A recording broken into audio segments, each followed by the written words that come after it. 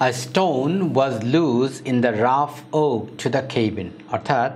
আরেকটা এক্সাম্পল দিচ্ছে এখানে। A stone একটা পাথর was loose সেটা ছিল আলগা in the rough oak to the cabin অর্থাৎ রাফ ওক মানে যেখানে সাধারণত হাঁটা হয় না সেই রকম একটা জায়গায় to the cabin কেবিনের দিকে সেখানে একটা পাথর ছিল যেটা ছিল আলগা। He dug a deeper hole সেখানে সে আরও বেশি গর্ত করলো and steadied it এবং এটাকে আরও মজবুত করেছিল। Although he came himself by a shortcut over the bank সে ওই যে হাফ মাইল দূর থেকে আসে সেখান থেকে সে এসেছিল শর্টকাটে অর্থাৎ যদি ঘুরে আসে তাহলে তো তার হাফ কিলোমিটার লাগবে সে শর্টকাটে ওভার দ্য ব্যাঙ্ক ব্যাঙ্ক মানে ওই উপত্যকার মানে পর্বতে তো অনেক সময় উপত্যকা হয় ওই উপত্যকা মানে পানি যেখানে আটকে থাকে তার পাশ দিয়ে সে এসেছিল অথচ সে আমার জন্য একটা রাফ ওক যেখানে সাধারণত হাঁটাচলা করা হয় না সেই রকম জায়গায় একটা পাথর আলগা ছিল সেইটাকে সে স্টাডি করেছে অর্থাৎ তার নিজের প্রতি কোনো খেয়াল নাই সে নিজের প্রতি যত্ন নিচ্ছে না কিন্তু রাইটারের প্রতি সে প্রচণ্ড যত্নশীল এটাই বোঝা যাচ্ছে I found that when I tried to return his thoughtfulness with such things as candy and apples he was wordless I found আমি দেখলাম that when I tried to return যখন I tried আমি চেষ্টা করেছিলাম to return বা আমি চেষ্টা করতাম to রিটার্ন করতে his thoughtfulness মানে সে এই যে এত যত্ন করে রাইটারকে তার যে চিন্তাভাবনা সেটার একটা রিটার্ন করার জন্য বা তাকে থ্যাংক ইউ বলার জন্য বা তাকে একটা কিছু দিয়ে খুশি করার জন্য উইথ সাচ থিংস যেমন অ্যাজ ক্যান্ডি তাকে একটা ক্যান্ডি দেওয়া মানে একটা চকলেট দেওয়া ওর অ্যান্ড অ্যাপলস এবং অ্যাপলস দিয়ে মানে তাকে যে তুমি এটা করেছো ঠিক আছে একটা অ্যাপল খাও তো এটা যখন তাকে করা হতো বা বলা হতো হি ওয়াজ ওয়ার্ডলেস তার মুখে তখন কোনো কথা ছিল না সে কোনো কথা বলতো না Thank you was perhaps an expression for which he had no use for his courtesy was instinctive. বলছে যে থ্যাংক ইউ মাঝে মাঝে সে হয়তো বলতো thank you perhaps an expression একটা এক্সপ্রেশন মানে একটা বহিঃপ্রকাশ ফর উইচ যার জন্য হি হ্যাড নো ইউজ এটার জন্য তার কোনো ইউজ ছিল না মানে সে এটা ব্যবহার করতে অভ্যস্ত ছিল না এখন এখানে একটা কোয়েশ্চেন আসতে পারে হ্যাড দুইবার কেন হলো এখানে দেখুন এখানে এই অংশটা কিন্তু past tense thank you was perhaps an expression তার মানে পাস্ট সিম্পল এইখানে আরেকটা জিনিস আছে সেটাও পাস্টে হয়েছে মানে সে তো ব্যবহার করতে আগে অভ্যস্ত হতে হবে মানে তারপরে না সে বলবে থ্যাংক ইউ তাহলে সে ব্যবহার করতে অভ্যস্ততা যদি থাকতো তার সেটা থাকতো আগে দুইটা পাস্ট টেন্স আছে তাহলে যেই কাজটা আগে হয় সেটা হয় পাস্ট পারফেক্ট আর যেটা পরে হয় সেটা হয় পাস্ট সিম্পল তাহলে আগে তো তার ব্যবহার থাকতে হবে সেই জন্য এখানে হ্যাড আর এখানে হ্যাড বলতে হলো মানে তার থাকা বা আছে এরকম তাহলে হি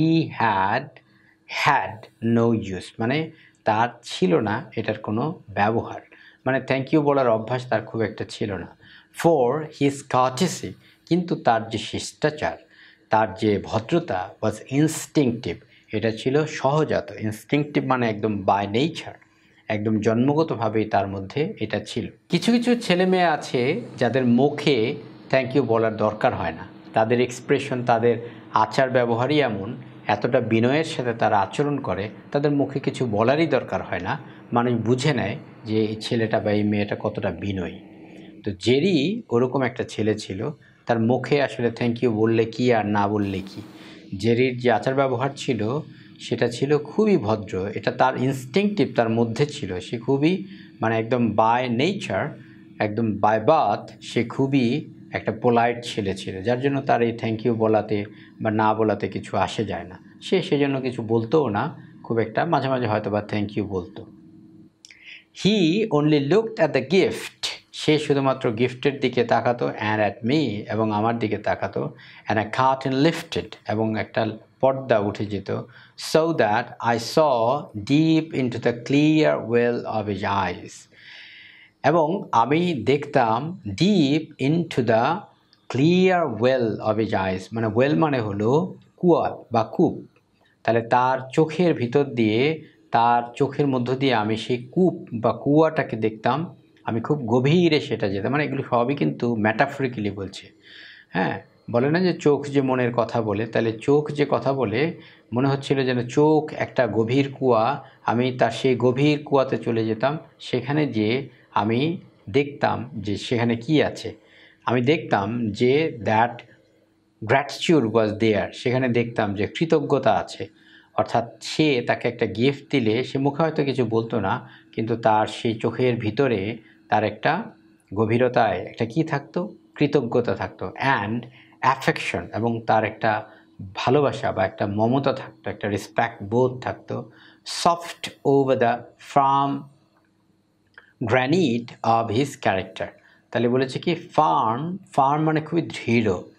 আর গ্র্যানিট, গ্র্যানিট মানে হলো মানে বিল্ডিংয়ের উপরে একটা এক ধরনের আস্তরণ ব্যবহার করা হয়, সেটা পাথরের হয় অনেক সময়। তো সেটা খুব মজবুত, যাতে বাইরে থেকে মানে কোনো টেম্পারেচার বা হলো বৃষ্টি এগুলো যাতে ভিতরটাকে নষ্ট করতে না পারে। তাহলে farm granite of his character, তার চরিত্রের যে একটা শক্ত আবরণ বাইরে দিয়ে দেয়া, তার ভিতরে সেটা ছিল কি সফট, খুবই অ্যাফেকশন, খুবই কৃতজ্ঞতা সেখানে ছিল। এই লাইনটা অসাধারণ, মানে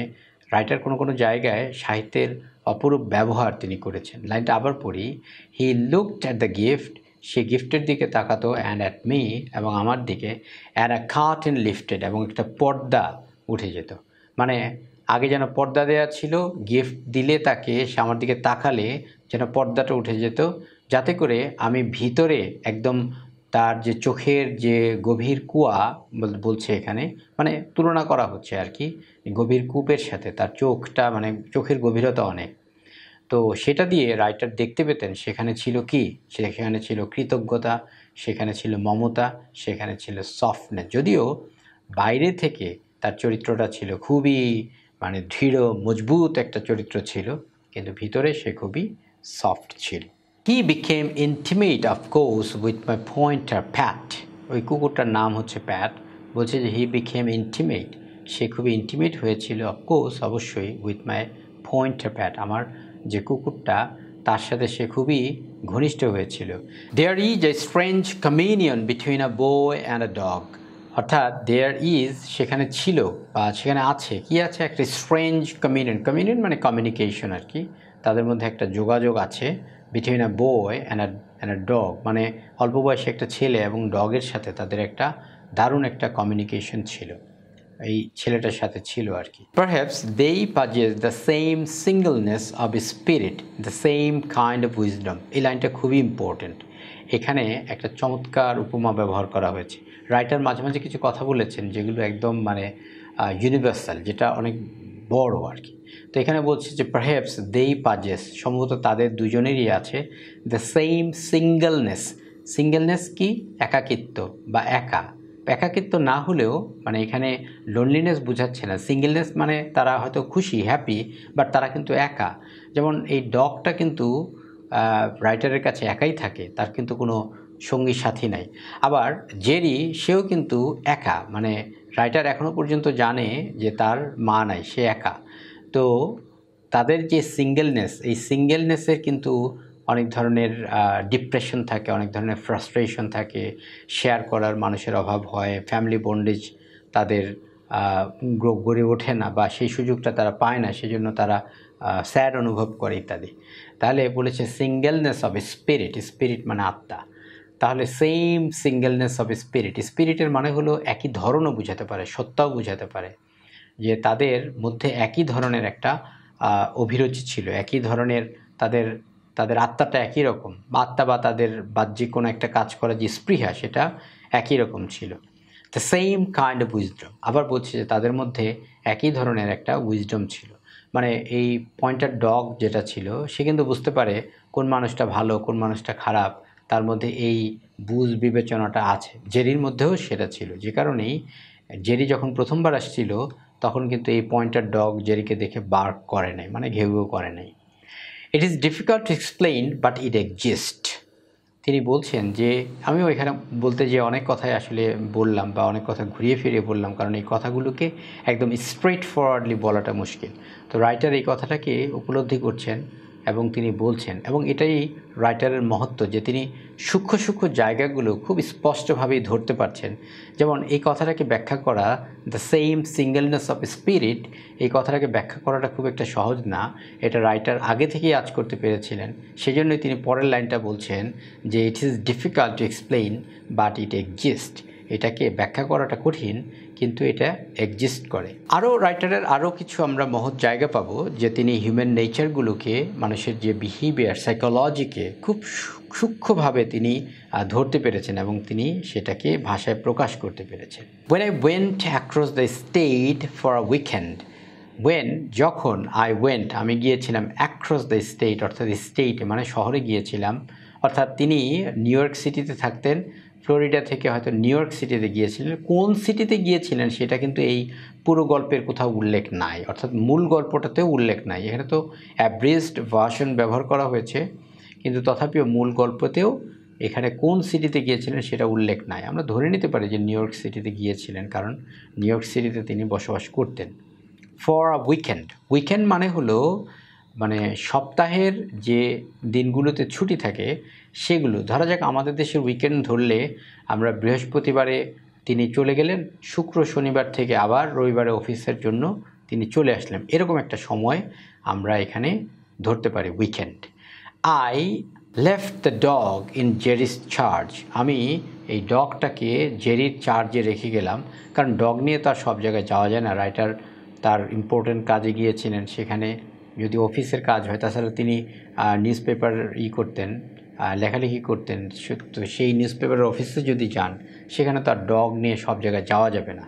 তো সেজন্য জেরির কাছে তিনি রেখে গেলেন। এরপর আরও কথা আছে, সেগুলো এই গল্পে বলা হয়নি।